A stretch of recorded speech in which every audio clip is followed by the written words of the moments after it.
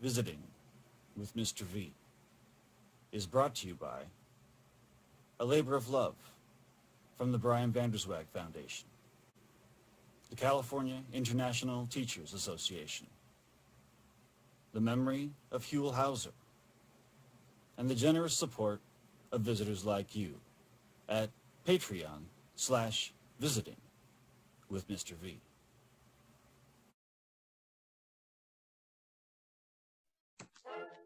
So let's get started. I'm just going to do it like this. I'm going to say welcome to Visiting with Mr. V, and welcome today. We're visiting with, now that's my first question, actually. What should I call you? Pete. Pete, I appreciate that, Pete. Call me Mr. V. Okay. No, call me Brian. Now, in the video, that's really my question. You're credited at the beginning as captain. You say you edited the video as captain, but then in the video, is it Joe behind the camera? Yeah, my brother. That was a Tiger cruise that took place in 1991, and that was my brother John and Joe, who sailed with us from the ship that left in Seattle to San Diego back in 1991. Okay, so that was the final cruise. Yeah. Right. Yeah. So that was the last time the Midway was underway on its own power, and it pulled into San Diego, never left again. And then it sat there. It got decommissioned through 91, and then it sat there for a while. Then it got towed up to Bremerton Shipyard in the mothball fleet for years, and then finally the Midway Museum Foundation, through a lot of work, got the museum established, and then they towed it back to San Diego. And I was actually on the ship when it got towed across the bay, because it moored first at North Island when it came back from Bremerton, and then they had a special fundraiser. If you joined the museum as a founding member, then you could ride the ship across the bay as it got towed over to its final spot. So I was on. Seems fitting, man. Yeah. So I was on the final tow too. The final tow. So yeah. I'm getting chills sitting here talking to you, Pete. Really, you have no idea. This adventure that I've been going on, doing these little videos, right? And my girlfriend Desiree, her dad always said, "You got to go to San Diego. You got to go see that zoo." And like I said at the beginning of the video, I'm repeating myself, but that's why we were there. And I said, "Well, we're going to make a video. We're going to make a video, right?" And she's like, "I don't know. Okay." We had fun. I hope you appreciate our sense of humor. Yeah. Looks like your brothers have a cool sense of humor. Yeah, they do. But back to my question. So is it commander? Is it captain? Well, I was a commander when the video was filmed in 91. Then I made captain 7 years later in 1998. Then I retired as a captain in 2006. That's what I assumed. Okay, so I'm giving you credit properly in the video, right? Yes. Yeah. Okay. And I edited it. It was interesting when I was a docent when the museum first started up. I was one of the original docents, and I was the docent for 3 years. And a lot of people had these weird ideas about how things worked, and some people were never on a Navy ship, and they were never on the Midway. Talk about that, please. And they assumed certain things. Who is this? The museum other people? Docents. Yeah, other docents. Military guys? Yeah, like for instance, they thought if you went down the Shaft Alley, they thought that the actual shaft of the ship was encased inside of a large steel tube, and not. That's the shaft you see down there. That is the shaft, and that's what around. Don't want to interrupt you. That's what I was telling Desiree. I found that footage, and I said, "You got to see this," because her dad worked on the Kitty Hawk boiler room. Yeah. And so she said she took a bunch of pictures down there, and we're going to get to that in the next episode. But yeah, I said, look at that. That's the screw. I mean, that's the, what is it called? The shaft, right? And then the screw's the thing in the water. Right. Yeah. Man, there's just some incredible footage. So let me stay focused here. And of course, we're going to link you all over the place in the video to, you've already talked about you served on the ship as a docent. I want to get into a little bit more about that. Excuse me, R2. I'm doing an interview. That's my R2-D2 unit. Don't worry about him. Is it like Alexa, or is that a... No, it's just a toy. Adam, I'm not okay. going to play with it. It's really just there because I am a teacher, actually. I teach kids. I teach all ages, and I do this online. So it's always interesting to have stuff in the background for them to keep looking at. So how did you use this footage on board the ship? Why did you edit it? And you said it was for use by Midway. I have this image in my mind of like these one of those little theaters in a museum where you can go and sit there for a half hour. No, it was when I was a docent, I talked to people, and they had these ideas like Shaft Alley, and there were certain things that were on the ship, like behind the island there was actually chaff dispensers and little things like that, and so the docents were like oftentimes through ignorance make up story. Oh yeah, this is where this was, and I go, well, no, it wasn't. It wasn't like that at all. Yeah, in fact, I have video evidence. So I shot the video so people could look at it and see how the ship looked back when it was in active service, because there wasn't a whole lot of video that was available to them. Yeah. So I said, hey, this is simply something to look at, that you can get a feel for the ship when it was actively underway, where things were, how things looked, sort of how things felt, as opposed to that. But the main thing that got my eye was the misinformation about Shaft Alley, because when I sent that to some of the docents, they go, "Wow, we had no idea it actually the whole thing moved, rotated like that." The whole thing moved. It's like they really need to have some video. They need to put a monitor in there or something to. And then once one person starts off saying it, then it gets passed down and passed it before you know it's. I know that, not to interrupt you, but my past is as a tour guide at Universal Studios, and so I know how lies get. On lies. That's Clint Eastwood's house from The Wizard of Oz, right? And all the Japanese guests applaud because they hear Clint Eastwood. So I don't want to skip over these things here about your brothers here. Hang on. Commander Laszcz, we're in his abode. He's going to give us a quick visual and audio tour. This is my stateroom. Question. Does that come in any design? I already know the answer to it. Did you ever get a chance to see your old quarters again while you were on the ship? Yes. As a docent? Yeah. Actually, when we first started the docent business, the ship was really not much. There wasn't much to see. The ship now is in amazing condition. In fact, it looks better now than it did when it was in service. It's pretty. How do you mean? Incredible. Well, like the chapel. You showed your video of the chapel. The chapel never looked that good. Really? Yeah. Because the stained glass was gone, right? Oh, all those things have been modified and improved and remodeled and repainted and freshly painted. And plus it's not being used. Mm-hmm. So it doesn't have any wear and tear, but the ship now is in an absolutely magnificent condition. She's beautiful. She's just beautiful. But, all the sound effects and stuff too. They try to bring it to life. You come around the corner, you're like, "Whoa, excuse me, sailor." So when I was there, you could, as a docent, you could go virtually anywhere on the ship. There was no real restrictions. Not nowadays. Even if you're a docent, you got everything locked up and locked off. And you really can't get off the main tour route as a docent. But back in the early days, you could wander around wherever you wanted to. So I was able to get back to my my stateroom, which is right below. I think I sent you a note. Right below, I think where Desiree walks, one of those hatches goes down to the sugar shack, and I think it's covered with plexiglass now, so you can't get down there easily. But if you take is it the one with a Z on it? Yeah. They all have Z's on them. That's not anything new, but. If you look at the plexiglass, you look down and you see the sugar shack. That's where my stateroom was. You answered two questions at once. And so I was able to go down there before they put the plexiglass down there, and it was uncanny because it looked like exactly the same. I think I found the paper clip. I think I remember leaving this paper clip on the desk. When I left, I was the last person in there, and they had no reason to remodel that cabin in our stateroom. Yeah. And it just sat there. And I bet you if I went back there today, it'd probably be exactly the same way as it was, because it's in a air conditioned spot of the ship. There's no reason to disturb it. So it's probably still down there. It just looks pretty much the same as it did when I left it.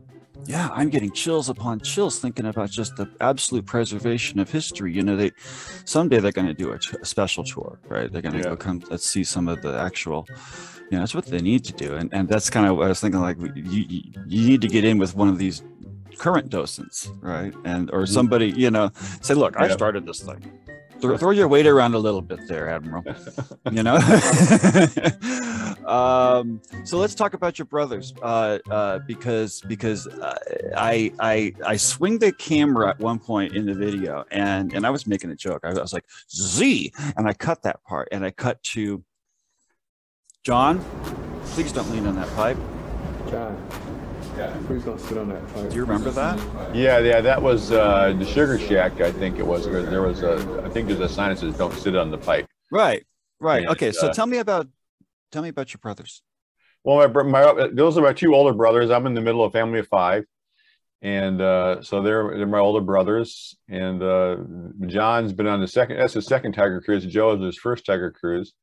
And so they had a great opportunity to join me on that last 5-day transit from San Diego or Seattle to San Diego. And Joe brought his camera? Joe brought his camera, and he filmed a lot of it, and I'm thankful he did. Yeah, and, so I am too. There's over 3 hour footage, 3 hours of footage. I edited it down to what you see there, maybe, I don't know, half an hour or so. Oh, wow. I forget how long it is. Yeah, it's about, And so I did that mainly because I edited out a lot of stuff that was personal stuff, a lot of stuff that was in today's climate would no longer be politically correct to say. Right, right. I'm sure. Well, you're making certain jokes that now would be a little salt less funny. In your coffee, perhaps. And so that was I put the stuff in there that really I thought would be useful for future docents or other people to see how the ship was. Back when it was still in service, and what was really remarkable was purposes. Go. Was the high-speed run at the end. That was the we were like the last day we were going to go into port later that morning, and so the captain Ernst decided to crank it up one last time, and we were maybe, I don't know, 15 miles off of Point Loma, and he put full speed and went racing right towards San Diego. And it was funny because there was all these small boats waiting to greet us, of course, and it was big news that we're coming back. Oh man! And so all these boats see the carrier coming at them, and people don't really appreciate how fast those carriers go. I mean, because a small boat going 35 miles an hour is pretty fast, small boat. Yeah. And when you're in a little speedboat going 35 miles an hour, you're going fast. Yeah. And so here's this carrier going 35 miles an hour, and most of those small boats couldn't go that fast. City, man, flying past. And so by the time they realized the ship was going that fast, it was already by them, and they turned around and tried to chase and catch up, and most of them couldn't catch up. That's crazy. They were all waiting. Yeah, and we'll get her and follow. Get some beautiful footage coming right at them. The Death Star. And they couldn't catch up with that. So that was sort of neat to see us. And literally, we left them in our wake. So, now you're speaking my language, man. That's amazing. What a day! What a day! And I'm of two minds about putting a fanfare for the common man at the end of my video, because I don't want to say goodbye to the Midway, because she didn't really have to say goodbye, but that I was watching some other historical video, and I caught an old guy talking about standing on the deck and they were blasting fanfare for the common man. Yeah, it makes it even better to me. It's just like, well, I don't know if you know what the fanfare for the common man was, the Midway's theme song. Oh, and the way that works, every ship has what they call breakaway music, and when you're refueling alongside another ship, and then you leave, then you play your song. So that was her song. Yes. So every carrier, like when I was in a Ranger, they would play the Lone Ranger theme song. Oh my God! And a Saratoga would play like Sailing, by Croft, I think it was. And so sometimes they change over years. But so whenever you would leave your replenishment ship, then you turn on your music and sort of play it as a tribute to the other ship, and your whole crew sort of likes it and stuff. It's also badass. Yeah, so the Midway song was "Farewell to the Common Man," and they played that song every time they left. And so, of course, when we came back into port, they didn't play anything. I just dubbed that in for the video. Okay. That wasn't actually being played during the. I thought. Well, there's somebody who remembers standing on the deck, hearing that theme echoing off of Point Loma. They might have played it a little bit. It's possible they did, but what you see in the video is that just dubbed in over the back. Oh, of course, yes. But yeah, but they played it every time as the Midway's Breakaway song, and then of course Crystal Gale's song "I Believe in Magic" that became somewhat popular with the ship because Midway Magic was the right. Sort of the phrase for the Midway. So along the family lines, so in front of the camera we had John, right? And to my sense of viewing, see, I don't know you. I'm watching kind of John. He's kind of the straight man, and then Joe seems like he's a little bit of a joker behind the camera. Mm-hmm. And you too, talking about your towels for your tigers, right? See, now when you said tigers, I have fantasies in my head like, what? He's head of a squadron of flying tigers. They call those tiger cruises, and they still have these today. And back then you had the ships were all men, no women aboard, and so your tigers had to be men. Nowadays, female tigers are allowed. So your sponsor has to be the same sex.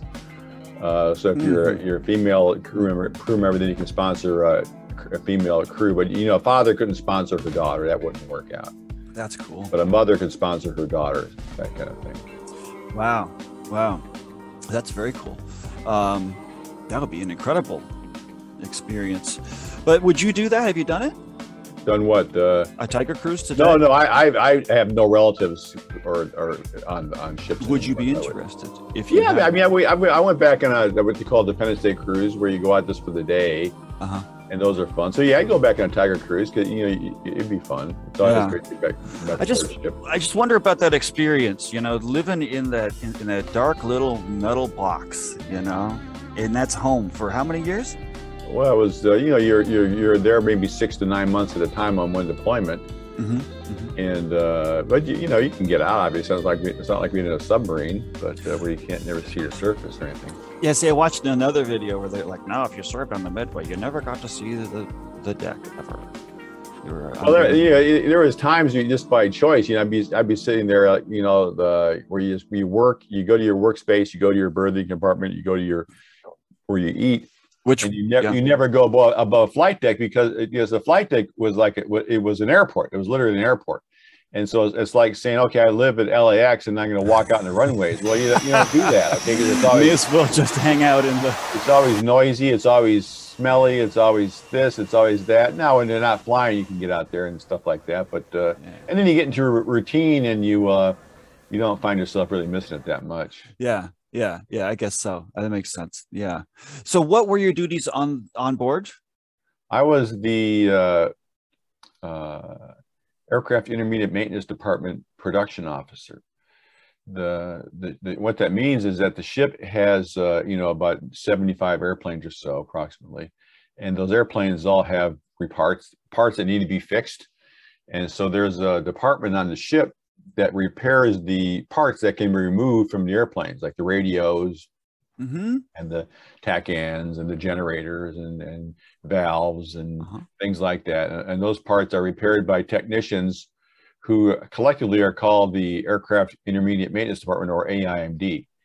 And there's about 300 people in that department, and I was the officer in charge of sort of coordinating the daily production activity of that group.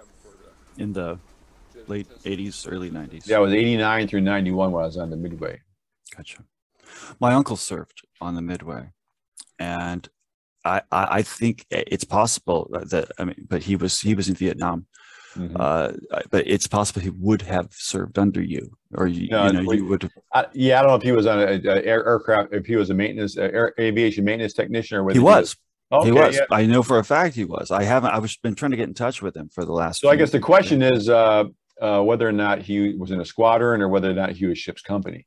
A good question. I don't know.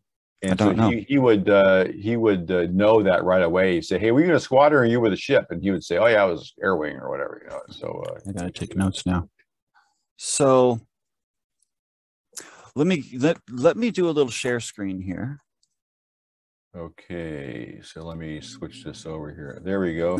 Okay. Yeah. I'm using OBS. Okay. I'm just switching screens here, and I'm not doing the share because. Yeah, that's cool. Let me change my view here and then put you on full screen. Yeah. So tell us what you're doing today and tell us. So anyway, I'm right now. I'm playing around with this blog, this website called the Inside Cabin, and we've done several world cruises, and so I keep this daily diary when I'm at sea. Yeah, I looked at. You look around, you see my various cruises here that show, and then I write a daily diary about what I've done, and I write it from a point of view about as a reference towards for future travelers how to find things to do from a particular port. And so I'm playing around. We're doing another channel on YouTube, but as you know, doing videos is a lot harder than it first may look in terms of filming them and editing them. You know, I played around with some videos. And doing the video you guys did on the Midway, just because you realize when you get back in your room trying to edit it, you go, oh my God, I missed these shots. I should have had this. I should have had that. And so you really got to plan out your shooting schedule better than I have been able to do in the past. Anyway, so I play around YouTube more, and but this is my little hobby now, is to play around with this. Well, we'll give you some YouTube links, and hopefully there'll be a link literally in this video above here, right here, folks, right above, somewhere up there, a little tab. Just click that and go visit the Inside Cabin. Is that because you had an Inside Cabin when you were? Well, it was how that got started was I started this blog in 2016, and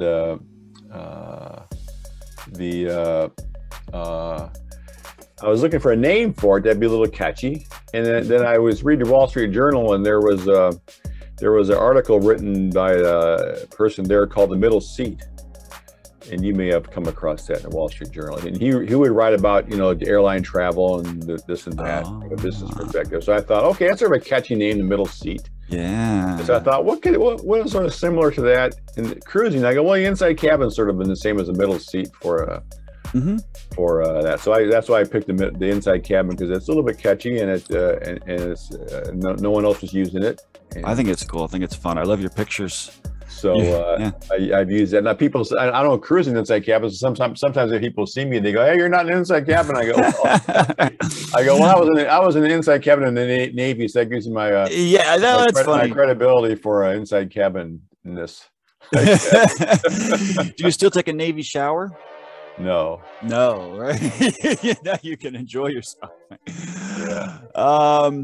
Wow. Okay, so I'm trying to think what else I wanted to cover over there with what you're doing in the Inside Cabin, because that's fun. I think, like visiting San Diego with you, do a crossover, right? Yeah. Something like that. I know there's several people who do content in San Diego right now. Yeah. Jay's Staycations, one website, he does a lot of San Diego content. But no one's really done any Midway Museum stuff. So you sort of inspired me. I haven't been to the museum myself in like 2 or 3 years. Let's go. And let's so visit. Please, I was ready to go back there, and I could do a video similar to yours, where I basically just to recreate a lot of the stuff, and that was I like the way you cut things back in. That was neat. Thank you.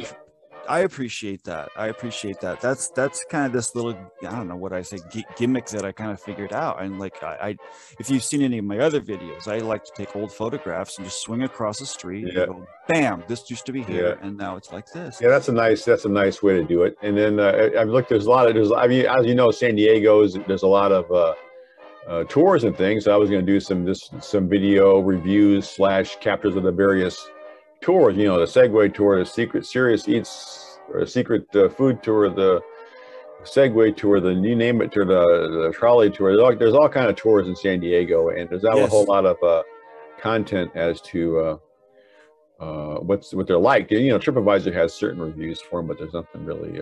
Yeah, a little shout out to that trolley they have that goes all around San Diego. It's like a jump on, jump off trolley. Yeah, that is amazing. Desiree and I used it, but I don't think it's in any. I've never been on that. I mean, one thing we talked, Judy and I talked about doing during the pandemic was, we're going to go on all these San Diego tours because there's so many around here. I mean, you like whenever you're a tourist, you're up in Los Angeles, right? Yeah, I'm in Hollywood. Literally, the sign's right there. And you know, you sit there and go places, and you never go locally, you know. And so the Hollywood's always a place we enjoy. We enjoy going up to the Hollywood sign, and you know, come on up. Finding different ways to get up there, because it's always sort of a secret, not really a secret, but it's always interesting to find the best way to get. We find a little back way that's sort of interesting to get up there now. You want to know the truth? I've never been up to the Hollywood. See, you've been so close, you never go up there. You know? Right. I have another video about the Bronson Caves that a friend of mine and we were tour guides back in the day. He's trying to get out and do stuff, and I was trying to get out and do stuff. And I said, let's get out and do stuff together, and let's go to the Bronson Caves. It's like 1.5 miles from my doorstep, and they filmed 1 billion movies up there. It's the Bat Cave from Batman. Yeah. And so you can see the Hollywood sign from there. If you keep going 4.5 miles from there, you can get to the Hollywood sign. Not today, though. Not for the next couple of days, because now it's yeah, my wife's from Los Angeles, from Downey actually, and so I've spent a lot of time up there over the years, and I always. And you're in Imperial Beach now. Yes. That's between here and San Diego. That's between south of San Diego. It's right along the border of Mexico. Oh. And San Diego. So one of our claims of fame is that we are the most southwesterly city in the continental United States. Wow. Or whatever that's worth. It's got to be beautiful culture right there. Yeah. I think. Yeah, I love being from California, but let's not get off on tangents. So let me see here. So here's a weird question. Was there press on board on that Tiger cruise, or is that just family and friends? Just family and friends. There was a little bit of press when we were about a day out. This is, of course, was that Desert Storm was still fresh in everybody's mind as a huge success. This is 1991 yeah.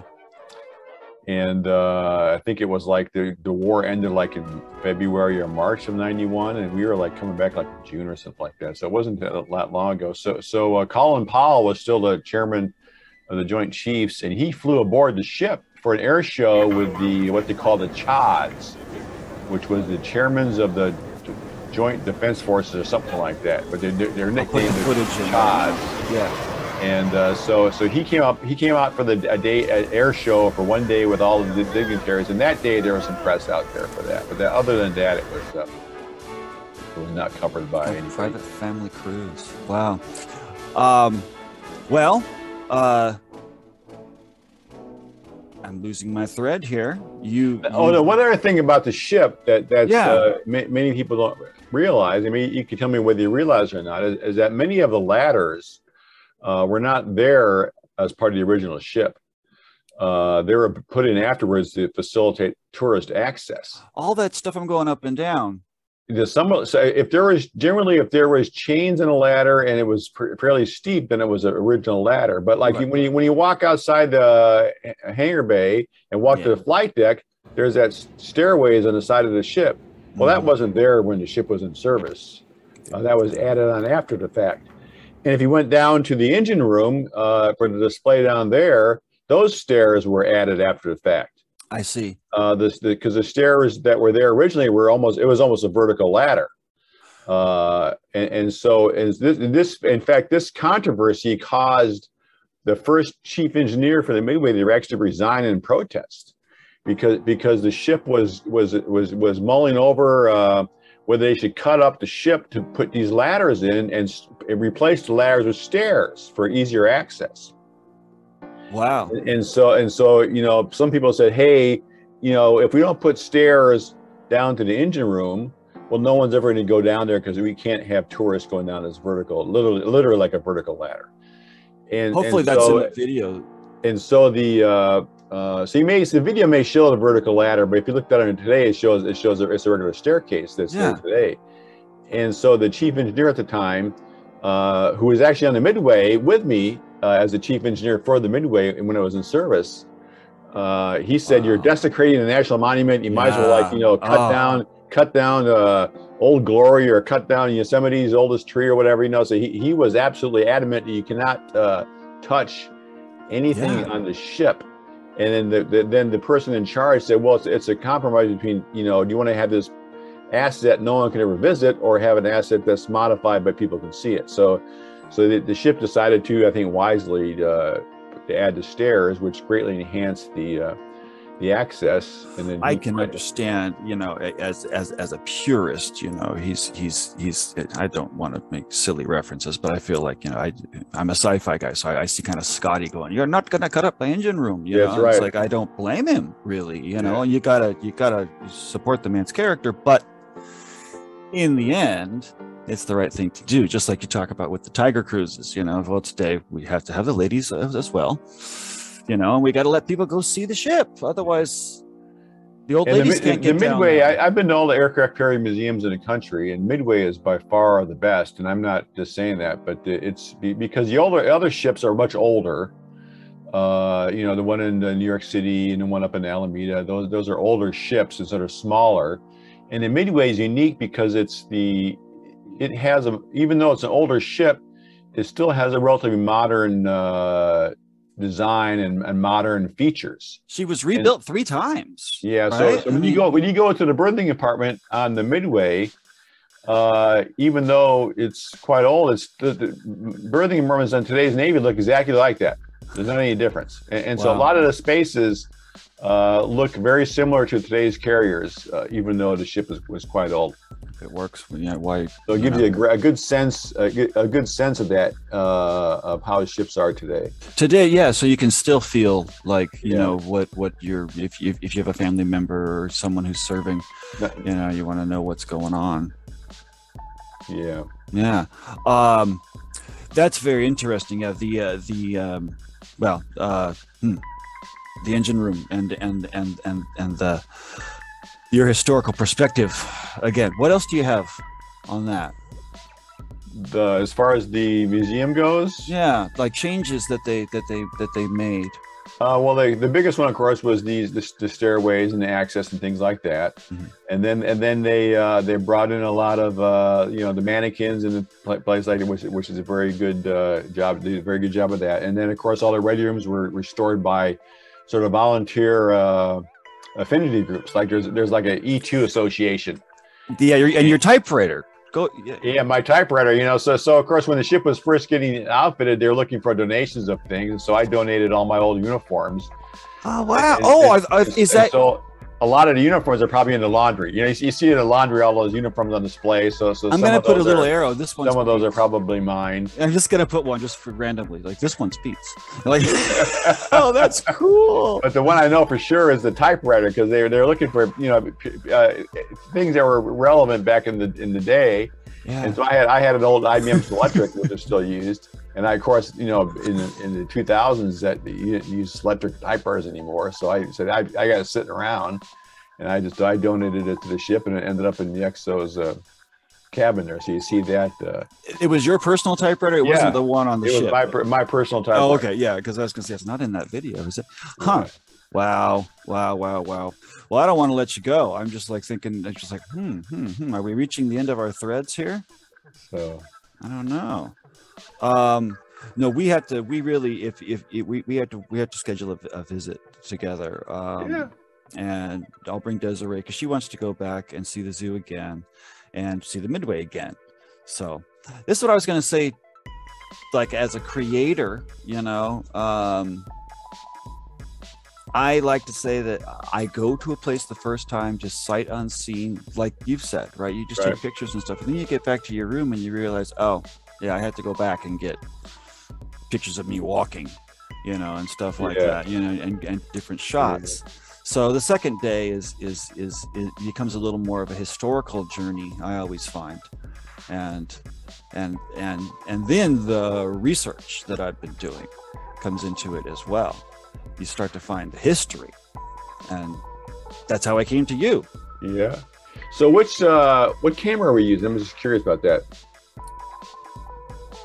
Your phone? My phone. The phones are incredible. Absolutely literally, this is a Google. I don't know how to plug them. It's a Google phone. Oh, it's a Google phone. Okay. Yeah, it's like a Google 4. Yeah, these phones are absolutely because I have a very sophisticated DSLR camera, and then I bought a smaller camera, a Sony RX100 I use for some of my videos now. But in many cases, I pull my phone out now because it's not as intimidating as for people. You pull your phone out there, people don't think you're getting filmed or whatever. So it's that's the thing. Phones are incredible. Yeah, you start pulling out this thing, you know. Yeah.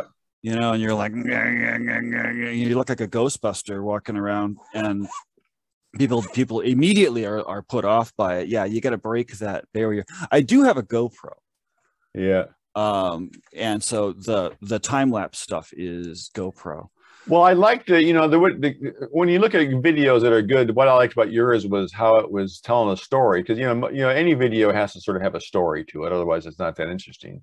You warm my heart. Thank you very much. And the thing that was unique about yours was how you spliced in the old and the new. You never see that, but there's not that many videos of the Midway Museum period. I haven't searched around for a lot. There may be several out there, but your perspective on that was very interesting to show how this then and now kind of a. I hope I have a different perspective, because I mean, not to compare in any way, put down any or up any other person, but yeah, there's a lot of stuff. But here I am exploring the Midway. Look at this, look at that, and there's a million people who've done that, I feel like. So I appreciate that. And I'm going to continue editing, and I'll show you a cut of the next one. Okay. I don't know how much stuff I have with you and your brothers on camera to put into the next one. So what I'm probably going to do is put this interview up after part 1 and say thank you so much for being involved, and then I'll continue to credit you in part 2 and then part 3. And I was thinking maybe after I put it up on YouTube, if you would like to watch it, with me and do a little commentary. Sure. Yeah. In fact, I'll look through. Like I said, I have 3 hours, I think, of total of the raw footage. I may look through that again and see if there's any scenes that might be that were inappropriate for the docent class, might be useful in your purposes. Yeah, I appreciate it. I really do. By the way, I look in the camera a lot because I'm a teacher, so it's like I'm trying to watch your face and the camera. But I want to really make a human connection here, because I really, really, really enjoy meeting you, and I hope that we get to meet each other again in person. Sure. So I'm going to do my little thing here. I'm going to say I want to thank our viewers, all of our viewers, for tuning in for, I'm going to call it part 1 of this interview with Pete Laszcz. Laszcz, that's correct, yes. Yeah. Well, my name is Vanderzwaag, as you can see. So we have that in common as well, insane names. How hard is it to get people to spell your name right? Well, it's been a challenge over the years. Yep. Once you get it, though, it took me about 5 times. I had to write it out, but it's the same thing with my name. Yeah. Anyhow, and I want to thank you very much. Do you have any final thoughts? No, Brian, I enjoyed chatting with you. Thank you very much. And I always say bye for now. Okay. Thanks. See you later. Bye. Bye-bye.